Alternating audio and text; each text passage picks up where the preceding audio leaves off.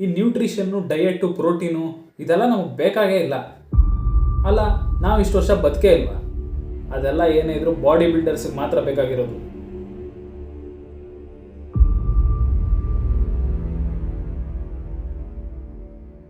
ಪ್ರಿಯ ಜನತೆಗೆ ನನ್ನ ನಮಸ್ಕಾರಗಳು. ನಾನು mister unique and welcome to my channel.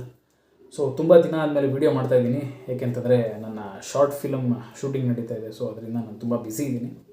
Okay, ಅದು ಬಿಡಿ. ಈಗ ಸ್ಟ್ರೈಟಾಗಿ ಮ್ಯಾಟ್ರಿಗೆ ಬಂದ್ಬಿಡೋಣ.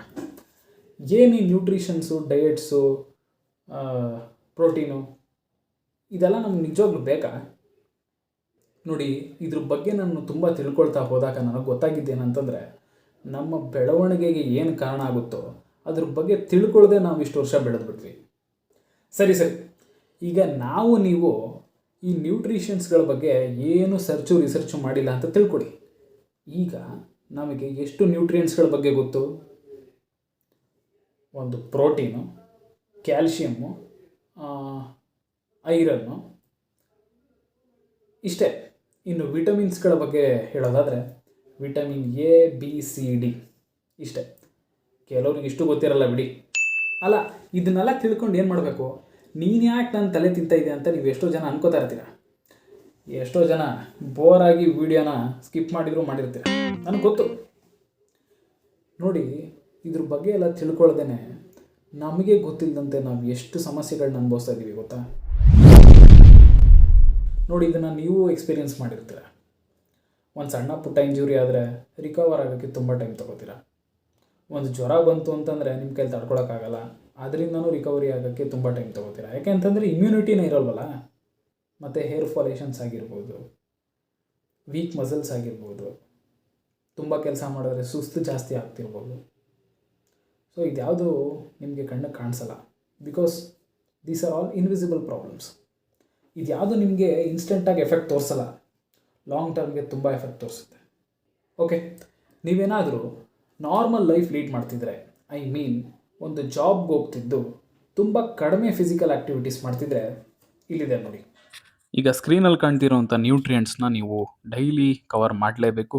ಮತ್ತು ಬೇಕು ಅಂತಂದರೆ ಈಗಲೇ ವೀಡಿಯೋನ ಪಾಸ್ ಮಾಡಿ ಸ್ಕ್ರೀನ್ಶಾಟ್ ತೆಗೆದಿಟ್ಕೊಳ್ಳಿ. ನೀವೇನಾದರೂ athletes, sportsmen or any intense physical activity ಮಾಡ್ತಿದ್ರೆ ಸ್ಕ್ರೀನಲ್ಲಿ ಕಾಣ್ತಿರೋವಂಥ ನ್ಯೂಟ್ರಿಯೆಂಟ್ಸ್ನ ನಿಮ್ಮ ಡಯಟಲ್ಲಿ ಆ್ಯಡ್ ಮಾಡಲೇಬೇಕು. ಇಲ್ಲಾಂದರೆ ಜಸ್ಟ್ ಫರ್ಗೆಟ್ ಅಬೌಟ್ ಫಿಟ್ನೆಸ್. ಈಗ ನಾವೆಲ್ಲ ನಮ್ಮಗಳಿಗೆ ಪ್ರಶ್ನೆ ಮಾಡ್ಕೊಳ್ಬೇಕಾಗಿರೋಂಥ ವಿಷಯ ಏನಂತಂದರೆ, ನಾನು ಆಗಲೇ ಹೇಳ್ದಂಥ ನ್ಯೂಟ್ರಿಯೆಂಟ್ಸ್ಗಳನ್ನ ನಮ್ಮ ಬಾಡಿಗೆ ನಾವು ಕೊಡ್ತಾ ಇದ್ದೀವ?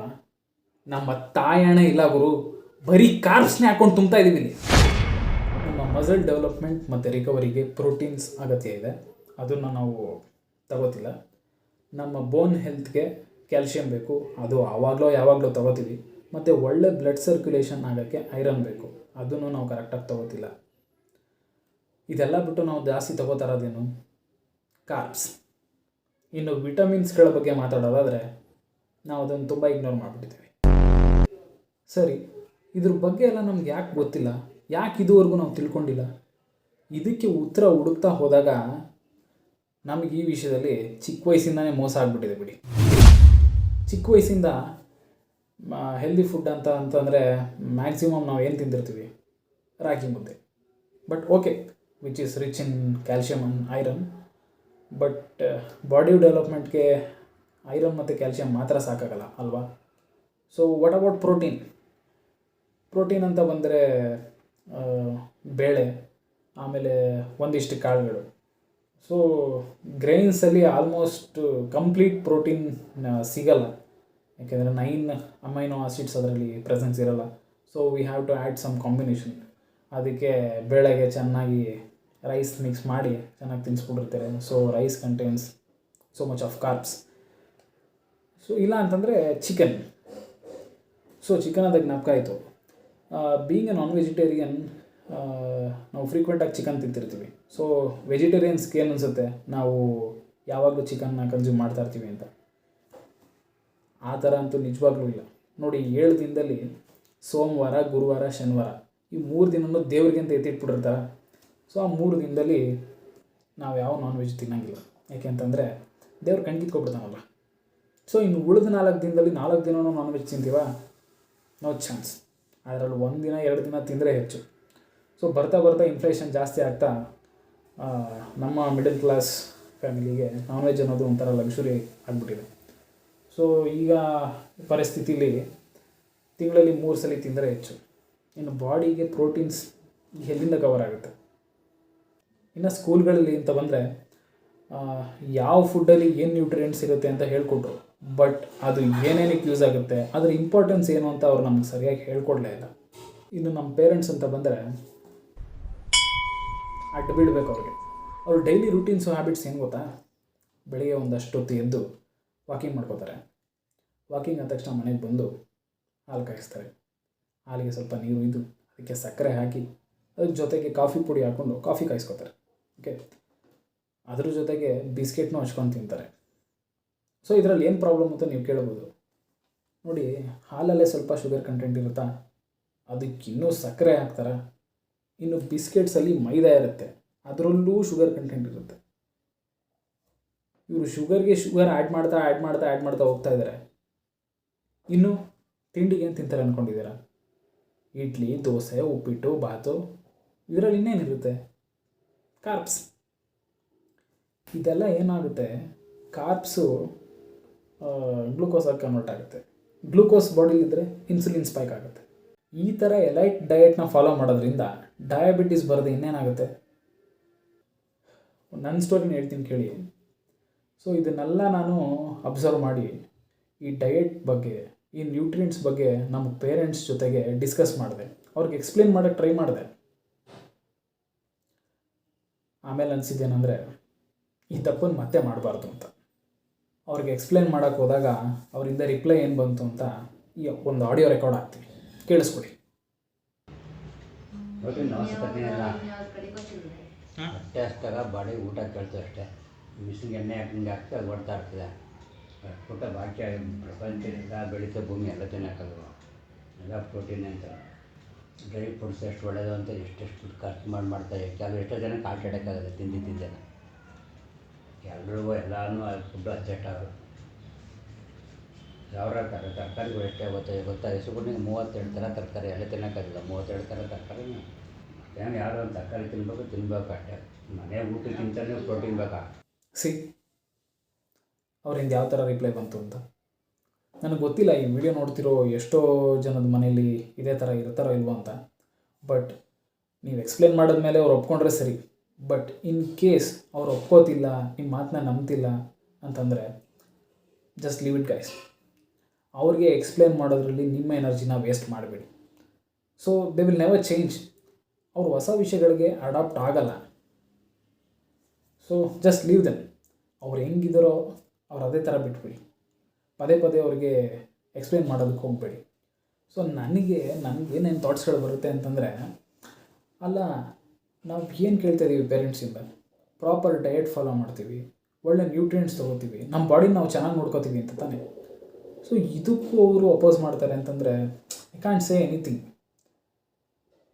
ಸೊ ನನಗೆ ಅನ್ನಿಸ್ದಂಗೆ ಕುಡ್ಕೊಂಡು ಮನೆಗೆ ಬರ್ತಾರಲ್ಲ, ಅವ್ರದ್ದೇ ಬೆಟರ್ ಅಂತ ಅನ್ಸ್ಬಿಡುತ್ತೆ, ಅದೇ ಬೆಟರ್ ಅಂತ ಅನ್ಸ್ಬಿಡುತ್ತೆ ಈ ಥರ ಎಲ್ಲ ಆಡೋಕ್ಕೊಟ್ರೆ. We are not doing anything bad, ಬಿಡಿ. ಈಗ ಅದೆಲ್ಲ ಯಾಕೆ? ಈಗ ಏನಪ್ಪ ಅಂತಂದರೆ, ಈಗ ನಾವು ಏನೇನು ನ್ಯೂಟ್ರಿಯೆಂಟ್ಸ್ಗಳನ್ನ ತೊಗೋಬೇಕು, ಯಾವ್ಯಾವ ಫುಡ್ಡಲ್ಲಿ ಏನೇನು ಇರುತ್ತೆ ಅಂತ ನಾನು ಜಸ್ಟ್ ಬ್ರೀಫಾಗಿ ಎಕ್ಸ್ಪ್ಲೇನ್ ಮಾಡ್ತೀನಿ. ಏಕೆಂತಂದರೆ ನಾನು ಫುಡ್ ಸೈನ್ಸ್ ಓದಿಲ್ಲ. ನಾನು ನಿನಗೆ ಫುಡ್ ಬಗ್ಗೆ ಕಂಪ್ಲೀಟ್ ನಾಲೆಡ್ಜ್ ಇದೆ ಅಂತಲೇ ಹೇಳಲ್ಲ.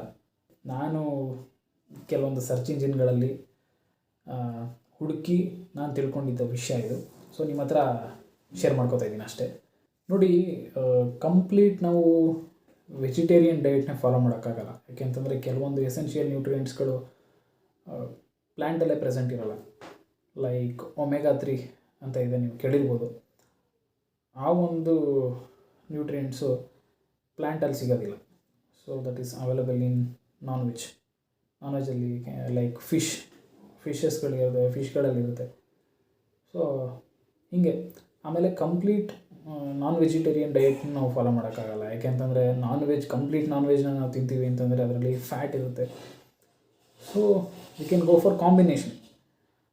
ನಾವು ಕಾಂಬಿನೇಷನಲ್ಲಿ ಡಯೆಟ್ನ ಫಾಲೋ ಮಾಡ್ಬೋದು. ಸೊ ಅಗೇನ್ ಸ್ಕ್ರೀನಲ್ಲಿ ಕಾಣ್ತಿರೋವಂಥ ಕಾಂಬಿನೇಷನ್ಸ್ ಲಿಸ್ಟನ್ನು ವಿಡಿಯೋ ಪಾಸ್ ಮಾಡಿ ಸ್ಕ್ರೀನ್ಶಾಟ್ ತೆಗೆದಿಟ್ಕೊಳ್ಳಿ, ನಿಮ್ಗೆ ಯೂಸ್ ಆಗುತ್ತೆ. ಮೇಜರಾಗಿ ಈಗ ಪ್ರೋಟೀನ್ ಅಂತ ಬರೋದಾದರೆ ಅನಿಮಲ್ ಸೋರ್ಸಲ್ಲಿ chicken has the highest amount of protein. ನೋಡಿ 100 ಗ್ರಾಮ್ಗೆ 32 ಗ್ರಾಮ್ಸ್ ಪ್ರೋಟೀನ್ ಸಿಗುತ್ತೆ. ಆ್ಯಂಡ್ ದೆನ್ ಸೆಕೆಂಡ್ ಒನ್ ಬಂದು ಟೂನಾ ಫಿಶ್.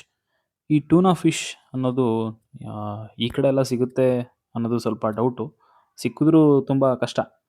ಇನ್ನು ಮೂರನೇದು ಬಂದರೆ ಪ್ರಾನ್ಸ್ ಸಿಗುತ್ತೆ ಮಾರ್ಕೆಟಲ್ಲೆಲ್ಲ ಹೋದರೆ. ಇನ್ನು ಮಿಕ್ಕಿದ್ನೆಲ್ಲ ನೀವೇ ನೋಡ್ತಾ ಇದ್ದೀರಾ, ಲಿಸ್ಟಲ್ಲಿ ಎಲ್ಲ ಕೊಟ್ಟಿದ್ದೀನಿ, ನೋಡಿ ರೆಫರ್ ಮಾಡ್ಕೊಳ್ಳಿ.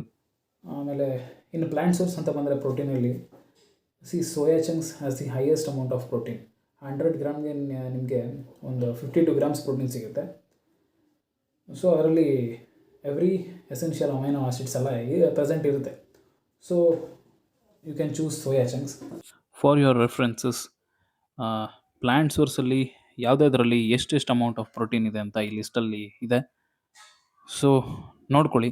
ಈ ನ್ಯೂಟ್ರಿಷನ್ಸು ಡಯಟ್ಸ್ ಬಗ್ಗೆ ಮಾತಾಡೋದಾದರೆ ತುಂಬ ಇದೆ. ಯಾಕೆಂತಂದರೆ ಎಲ್ಲನೂ ಒಂದೇ ವಿಡಿಯೋದಲ್ಲಿ ಕವರ್ ಮಾಡೋಕ್ಕಾಗಲ್ಲ, ಡ್ಯೂರೇಷನ್ ಜಾಸ್ತಿ ಆಗಿಬಿಡುತ್ತೆ. ಸೊ ಅದಕ್ಕೆ ನಾನೇನು ಮಾಡಿದ್ದೀನಿ ಅಂತಂದರೆ ಸುಮಾರು ಕಡೆ ಸರ್ಚ್ ಮಾಡಿ ನಾನು ಒಂದು ಫೈಲ್ ರೆಡಿ ಮಾಡಿದ್ದೀನಿ ನ್ಯೂಟ್ರಿಷನ್ಸ್ ಬಗ್ಗೆ. ಸೊ ಅದರಲ್ಲಿ ಯಾವ್ಯಾವ ಫುಡ್ಡಲ್ಲಿ ಏನೇನು ನ್ಯೂಟ್ರಿಯೆಂಟ್ಸ್ ಇದೆ, ಎಷ್ಟೆಷ್ಟು ಅಮೌಂಟ್ ಇದೆ ಅನ್ನೋದು ಎಲ್ಲ ಕಂಪ್ಲೀಟ್ ಡೀಟೇಲ್ಸ್ ಅದರಲ್ಲಿದೆ. ಹೋಗಿ ದಯವಿಟ್ಟು ಚೆಕ್ ಮಾಡಿ, ಅದು ನಿಮ್ಗೆ ತುಂಬ ಯೂಸ್ಫುಲ್ ಆಗುತ್ತೆ. ಇಲ್ಲ ಅಂತಂದರೆ ಸ್ಕ್ರೀನಲ್ಲಿ ಕಾಣಿಸ್ತಿರೋವಂಥ ಇನ್ಸ್ಟಾಗ್ರಾಮ್ ಐಡಿಗೆ DM ಮಾಡಿ, ನಾನು ನಿಮಗೆ complete veg and non veg diet ಫೈಲನ್ನು ನಿಮಗೆ ಕಳಿಸ್ಕೊಡ್ತೀನಿ. ಫೈನಲಾಗಿ ನಾನು ಏನು ಹೇಳೋಕ್ಕೆ ಇಷ್ಟಪಡ್ತೀನಿ ಅಂತಂದರೆ, ನೋಡಿ, ನೀವು ಅಬ್ಸರ್ವ್ ಮಾಡಿರ್ತೀರ, ಸುಮಾರು ಕಡೆ ನೋಡಿರ್ತೀರ, ಸುಮಾರು ಜನ ಸ್ಪೆಷಲಿ ಏಬಲ್ಡ್ ಪರ್ಸನ್ಸ್ಗಳು ಅವ್ರ ಬಾಡಿನ ಚೆನ್ನಾಗಿ ಇಟ್ಕೊಂಡಿರ್ತಾರೆ, ಜಿಮ್ಗೆ ಹೋಗ್ತಿರ್ತಾರೆ, ಒಂದು ಸ್ಪೋರ್ಟ್ಸಲ್ಲಿ ಪಾರ್ಟಿಸಿಪೇಟ್ ಮಾಡ್ತಿರ್ತಾರೆ. ಇದನ್ನೆಲ್ಲ ನೋಡಿ ನನಗೇನು ಅನಿಸುತ್ತೆ ಅಂತಂದರೆ, ನಮಗೆಲ್ಲ ಚೆನ್ನಾಗಿದೆ, ಆದರೂ ನಾವು ಯಾಕೆ ಇಷ್ಟೊಂದು ಲೇಸಿ ಆಗ್ತಾಯಿದ್ದೀವಿ? ಯಾಕೆ ನಮ್ಮ ಬಾಡಿ ಬಗ್ಗೆ ನಾವು ಕೇರ್ ತೊಗೋಬಾರ್ದು? ತೊಗೋಬೋದಲ್ವ? ಸೊ ತಗೊಳ್ಳೋಣ. ಓಕೆ, ನೆಕ್ಸ್ಟು ನಾನು ಈ ಡಯಟ್ನ ಫಾಲೋ ಮಾಡೋಣ ಅಂತ ಅಂದ್ಕೊಂಡಿದ್ದೀನಿ. ಸೊ ನೋಡೋಣ ಇದರಿಂದ ಏನು ರಿಸಲ್ಟ್ ಬರುತ್ತೆ ಅದನ್ನ ನಾನು ಖಂಡಿತ ಶೇರ್ ಮಾಡ್ತೀನಿ. ಟೈಮ್ ಇತ್ತು ಅಂತಂದರೆ ಡೈಲಿ ನಾನು ಏನೇನು ಫುಡ್ಗಳು ತೊಗೋತಾ ಇದ್ದೀನಿ ಇದ್ರ ಬಗ್ಗೆನೂ ಒಂದು ವಿಡಿಯೋ ಮಾಡೋಣ ಅಂತ ಅಂದ್ಕೊಂಡಿದ್ದೀನಿ. ನೋಡೋಣ. ಓಕೆ, ಇವತ್ತಿನ ವಿಡಿಯೋದಲ್ಲಿ ಇಷ್ಟೇ. ನೋಡಿ, ಅಲ್ಲಿಂದ ಮಾತಾಡಿ ವಾಯ್ಸ್ ಎಲ್ಲ ಹೊರಟಾಯಿತು. ಇಯರ್ಫೋನ್ ಹಾಕೊಂಡು ಕೇಳಿಸ್ಕೊತಿದ್ರೆ ಈ ವಿಡಿಯೋನ ನಿಮಗೆ ಗೊತ್ತಾಗುತ್ತೆ ಅಂತ ಅನಿಸುತ್ತೆ. ನನ್ನ ವಾಯ್ಸ್ ಸ್ವಲ್ಪ ಕ್ರ್ಯಾಕ್ ಆಗಿ ಬರ್ತಾಯಿದೆ. So please subscribe to my channel. ಈ ವಿಡಿಯೋ ನಿಮ್ಗೆ ಇಷ್ಟ ಆಗಿದ್ದರೆ, ನಿಮ್ಗೆ ಯೂಸ್ಫುಲ್ ಅನಿಸಿದ್ರೆ ಲೈಕ್ ಮಾಡಿ, ಶೇರ್ ಮಾಡಿ, and I will be back with the next video. Bye.